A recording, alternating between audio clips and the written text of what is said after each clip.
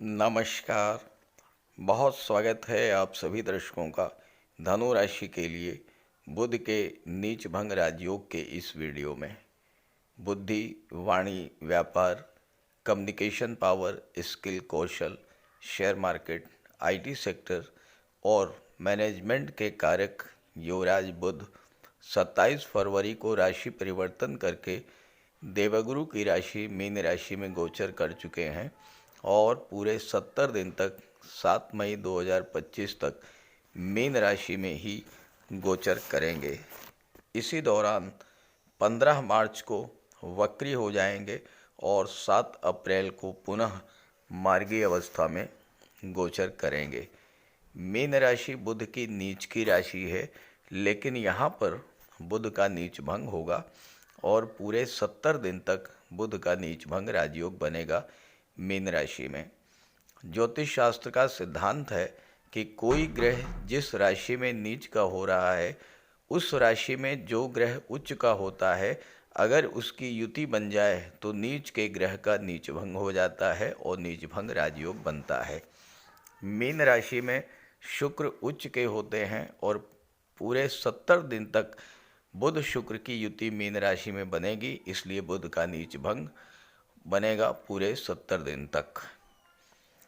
आज का समय बुद्धि और कौशल का है, इंटरनेट और सोशल मीडिया का है, मैनेजमेंट और टेक्नोलॉजी का है, money management, banking, finance, education, कला और साहित्य, ये सब बुध के अधिकार क्षेत्र में आते हैं। अगर आपकी जन्म कुंडली में बुध बली हैं तो आपको इन क्षेत्रों में अभूतपूर्व सफलता, मान सम्मान और धन प्रदान करते हैं। यही कार्य बुध आपके साथ करने वाले हैं पूरे 70 दिनों तक। महत्वपूर्ण बात यह है कि इन 70 दिनों तक बुध का नीच भंग राजयोग तो बनेगा ही, बुध और शुक्र का लक्ष्मी नारायण योग भी बनेगा। तो बुध के नीच भंग राजयोग का धनु राशि के जातकों के जीवन पर क्या प्रभाव पड़ेगा, इसी का विश्लेषण करेंगे इस वीडियो में। वीडियो के अंत में मैं आपको बुध के उपाय भी बताऊंगा। ये विश्लेषण आपकी चंद्र राशि के आधार पर किया जा रहा है। तो ये है धनु राशि के जातकों की कुंडली। बुध का गोचर आपकी कुंडली के चौथे भाव में है शुक्र के साथ, और यहाँ पर बुध मीन राशि में गोचर कर रहे हैं। मीन राशि में गोचर करने के कारण बुध नीच के हो रहे हैं, लेकिन ज्योतिष शास्त्र का सिद्धांत है कि अगर एक ही राशि में दो ग्रह, एक उच्च का और एक नीच का गोचर करे तो नीच के ग्रह का नीच भंग हो जाता है और नीच भंग राजयोग बनता है। अब देखिए, मीन राशि में बुध नीच के होते हैं, लेकिन मीन राशि में ही शुक्र उच्च के होते हैं और दोनों की युति बनेगी। तो ऐसे में बुध का नीच भंग हो जाएगा और नीच भंग राजयोग बनेगा। इसके अलावा बुध और शुक्र का लक्ष्मी नारायण योग तो बन ही रहा है। बुध यहाँ पर 7वें भाव और 10वें भाव के स्वामी होकर के चौथे भाव में गोचर कर रहे हैं, जबकि शुक्र लाभ के स्वामी होकर के और छठे भाव के स्वामी होकर के चौथे भाव में गोचर कर रहे हैं। यहाँ पर 3-3 राजयोग बन रहे हैं। देखिए, बुध का नीच भंग राजयोग, शुक्र बुध का लक्ष्मी नारायण योग, और शुक्र अपनी उच्च की राशि में गोचर कर रहे हैं, केंद्र के भाव में हैं, तो शुक्र मालव्य राजयोग बना रहे हैं। इसके अलावा शुक्र दिग्बली होते हैं चौथे भाव में। तो धनु राशि के जातकों के लिए ये जो 70 दिन है, ये धन की दृष्टि से, सुखों की दृष्टि से बेहद अनुकूल रहने वाला है। क्योंकि शुक्र लाभ के भाव के स्वामी हैं, बुध कर्म के भाव के स्वामी हैं, तो ये 70 दिन ऐसे रहने वाले हैं जिसमें आपके कैरियर ग्रोथ तो देखने को मिलेगी ही। आपको अपने एफर्ट से, अपने मेहनत से, अपने परिश्रम से, अपने कार्य क्षेत्र से भरपूर धन लाभ भी होगा। आर्थिक दृष्टि से ये समय आपके लिए बेहद अनुकूल रहने वाला है, लेकिन ये जरूर देखना होगा कि आपकी जन्म कुंडली में बुध और शुक्र की स्थिति क्या है। देखिए, राजयोग बनता है तो राजयोग का लाभ भी मिलता है, लेकिन राजयोग का लाभ लेने के लिए ये देखना ज़रूरी होता है कि राजयोग बनाने वाला ग्रह आपकी जन्म कुंडली में पीड़ित अवस्था में तो नहीं है। अगर वो ग्रह पीड़ित है, बुध पीड़ित हैं या शुक्र पीड़ित हैं आपकी जन्म कुंडली में, तो उस स्थिति में आपको राजयोग का लाभ नहीं मिलेगा। अब बुध एक ऐसे ग्रह हैं जिनका बहुत व्यापक प्रभाव पड़ता है हम सभी के जीवन पर। आज के इस परिवेश में अपनी वाणी से, अपनी कम्युनिकेशन पावर से, अपनी बुद्धि कौशल और तर्क शक्ति के बल पर हम मान सम्मान भी प्राप्त करते हैं और धन भी अर्जित करते हैं। तो बुध की दृष्टि 10वें भाव पर पड़ रही है। बुध 7वें भाव के स्वामी भी हैं। तो अपने कैरियर में, अपने बिजनेस में इस समय आप अपनी बुद्धि और कौशल का भरपूर प्रयोग करेंगे और उससे आपको भरपूर लाभ भी मिलेगा। बुध आपकी निर्णय क्षमता में वृद्धि कर देंगे और अपने कैरियर और बिजनेस को लेकर कोई महत्वपूर्ण फैसला आप इस समय लेंगे। जीवन का कोई भी क्षेत्र ऐसा नहीं है जहां पर इंटरनेट, सोशल मीडिया या आईटी सेक्टर का प्रभाव नहीं है। चाहे वो शिक्षा है, चाहे वो विज्ञान है, चाहे मेडिकल का क्षेत्र है, मनोरंजन का क्षेत्र है या कला जगत का क्षेत्र है, बैंकिंग, फाइनेंस या व्यापार हो, हर जगह इंटरनेट, मोबाइल और सोशल मीडिया का प्रभाव दिखाई पड़ता है और इन सब का कारक जो है वो युवराज बुध ही होते हैं। तो ये समय ऐसा रहेगा जब आप अपने बिजनेस में, अपने प्रोफेशन में लेटेस्ट टेक्नोलॉजी का जितना ज़्यादा से ज़्यादा यूज़ करेंगे, उतना ही ज़्यादा से ज़्यादा आपको लाभ की प्राप्ति भी होगी। क्योंकि शुक्र तो धन के कारक हैं, सुखों के कारक हैं और सुख के भाव में बैठे हैं, लाभ भाव के स्वामी हैं, जहाँ से आपकी इनकम का विचार किया जाता है। तो शुक्र के प्रभाव से धन की प्राप्ति होगी और उस धन का प्रयोग आप चौथे भाव की चीज़ों पर करेंगे, यानी घर के सुख सुविधा के साधनों को बढ़ाने पर आप धन का प्रयोग करेंगे। अब महिला हैं तो ऑर्नामेंट, ज्वेलरी, आभूषण, डिज़ाइनर ड्रेसेस, परफ्यूम, कॉस्मेटिक्स, इन सब चीज़ों पर धन खर्च करेंगी। बुध तीसरे भाव के स्वामी हैं, 7वें भाव के स्वामी हैं। 7वां भाव विवाह का होता है। ये 70 दिन आपके लिए विवाह की दृष्टि से बेहद महत्वपूर्ण रहने वाले हैं। दाम्पत्य जीवन में एक बार फिर से खुशियां लौटेंगी। घर में कोई धार्मिक या मांगलिक आयोजन भी हो सकता है। घर का माहौल बहुत शांत रहेगा। घर में सदस्यों के बीच प्रेम और सौहार्द का वातावरण बनेगा।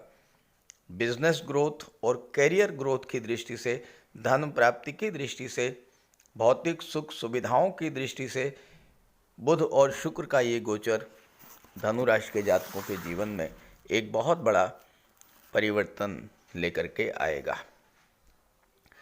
अब ये बुध अगर नीच के हो रहे हैं तो सीधी सी बात है कि बुध से संबंधित जो भी क्षेत्र हैं वहाँ पर नेगेटिव प्रभाव पड़ेगा। लेकिन बुध का नीचभंग हो रहा है।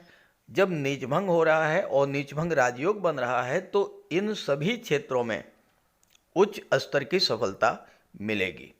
यानी बैंकिंग के क्षेत्र में, एजुकेशन के क्षेत्र में, फाइनेंस के क्षेत्र में, बिजनेस से रिलेटेड जो भी कार्य आप कर रहे हैं, जो भी व्यापार कर रहे हैं, आईटी सेक्टर से जुड़ करके, कंप्यूटर या कम्युनिकेशन या मैनेजमेंट के क्षेत्र से आप जुड़े हुए हैं, तो हर क्षेत्र में आपको उच्च स्तर की सफलता इसमें प्राप्त होगी और इन क्षेत्रों से जुड़े हुए कार्यों में भी आपको विशेष लाभ मिलेगा और आप सफलता के उस शिखर को स्पर्श करेंगे जहां तक पहुंचना सामान्य स्थितियों में असंभव सा लग रहा था।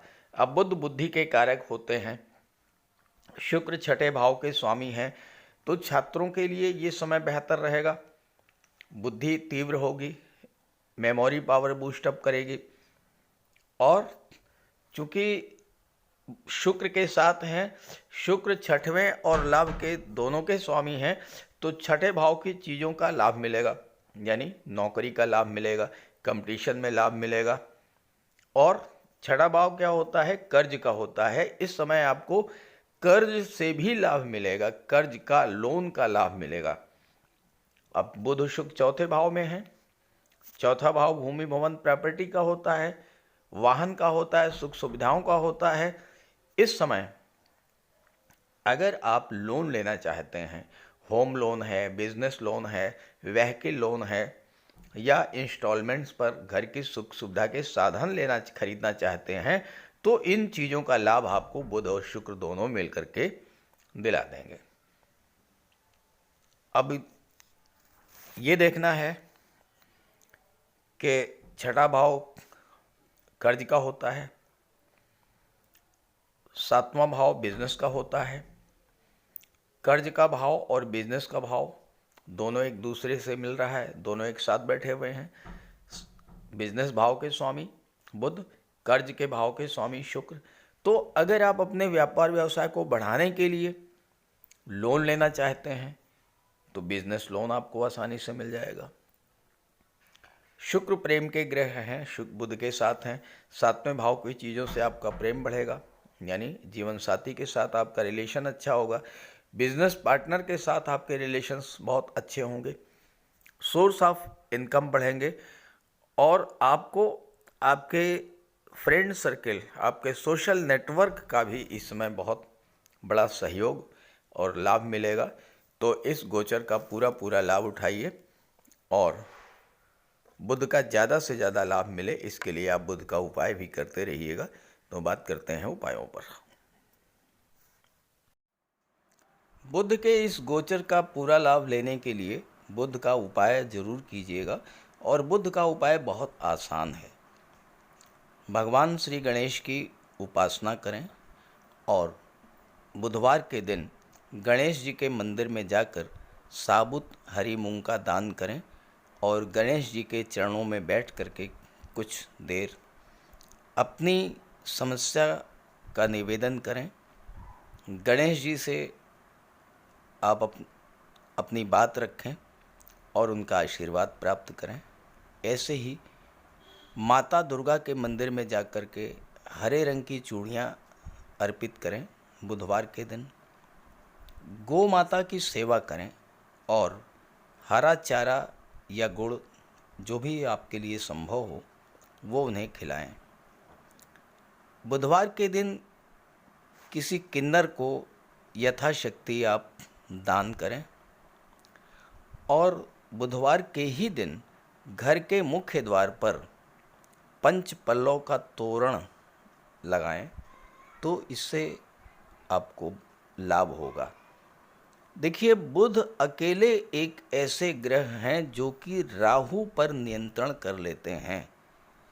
तो अगर बुध बली होंगे तो राहु पर का कोई भी अशुभ प्रभाव आप पर नहीं पड़ेगा। इसलिए बुधवार के दिन ओम बुम बुधाय नमः, ओम बुम बुधाय नमः इसका जाप करें और मिट्टी का एक खाली घड़ा जल में प्रवाहित कर दें। रत्न धारण करना चाहते हैं तो पन्ना धारण कर सकते हैं, लेकिन किसी योग्य ज्योतिषी की सलाह लेने के बाद। बुध का रंग हरा होता है, तो अपने घर में जितना आप हरियाली रख सकें, पेड़ पौधे लगा दें, फूलों के पौधे लगा दें। अगर जगह नहीं है तो गमले में कुछ पौधे लगा दें। इससे एक तो हरियाली रहेगी घर में, और दूसरी बात, बुध आपसे प्रसन्न होंगे। और आपके घर में कोई कन्या हो, आपकी बेटी, बहन या भतीजी, कोई भी हो, कभी भी आप घर से बाहर जाएं और वापस आते समय खाली हाथ न लौटें, उसके लिए कुछ लेकर के आएं। मिठाई है, खिलौने है, चॉकलेट है, टॉफ़ी है, चिप्स हैं, कुछ भी लेकर के आइए। खाली हाथ मत आइए, उसका आशीर्वाद प्राप्त करते रहिए। और अगर आप किसी शुभ कार्य के लिए घर से बाहर निकल रहे हैं तो जाने से पहले उस कन्या को कुछ उपहार दे करके निकलें। कुछ नहीं है तो 10-20 रुपए ही दे दें। रास्ते में गौ माता मिल जाए तो उनको प्रणाम करके और गुड़ खिला दीजिए, और रास्ते में अगर कोई किन्नर मिले तो उसे कुछ पैसे दे दीजिए, उसे दान दे करके उसका आशीर्वाद प्राप्त कर लीजिए। ये बहुत सरल से और छोटे छोटे उपाय हैं। जिस भी कार्य के लिए आप जा रहे हैं, चाहे वो शादी ब्याह का रिश्ता तय करना हो, चाहे नौकरी या इंटरव्यू के लिए जा रहे हों, चाहे किसी बिजनेस डील के लिए जा रहे हों, आप जिस भी कार्य के लिए जा रहे हों वह कार्य आपका सिद्ध होगा। तो बुध के उपाय ज़रूर कीजिएगा। और ये जानकारी और मेरी बात अगर आपको अच्छी लगी हो तो अपने साथियों को, मित्रों को भी ज़रूर शेयर कीजिएगा। नमस्कार।